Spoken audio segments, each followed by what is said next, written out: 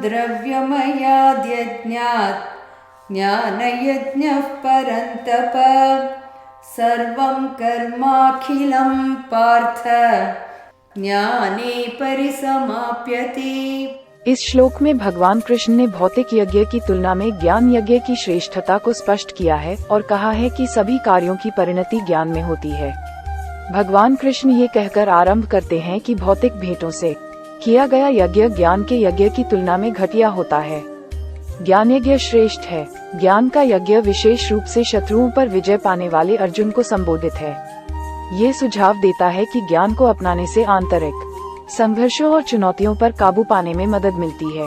भगवान कृष्ण अर्जुन से इस बात पर जोर देते हैं कि सभी क्रियाएं ज्ञान में परिणत होती हैं। इसका तात्पर्य यह है कि प्रत्येक क्रिया से समझ और ज्ञान प्राप्त किया जा सकता है, जिससे प्रत्येक गतिविधि को आध्यात्मिक विकास के संभावित स्रोत में बदल दिया जा सकता है। ये श्लोक आध्यात्मिक विकास के मार्ग में बाहरी भौतिक प्रसाद पर ज्ञान की खोज को प्राथमिकता देने के महत्व पर प्रकाश डालता है। ये रेखांकित करता है कि सच्चा ज्ञान परिवर्तनकारी है और स्वयं के विकास में योगदान देता है। यह अवधारणा कि सभी क्रियाएं ज्ञान में परिणत होती हैं, जीवन के हर पहलू में ज्ञान की अभिन्न प्रकृति पर जोर देती है। यह व्यक्तियों को गहरी अंतर्दृष्टि प्राप्त करने के लिए अपनी दैनिक गतिविधियों को सचेत और सचेत दृष्टिकोण के साथ करने के लिए प्रोत्साहित करता है।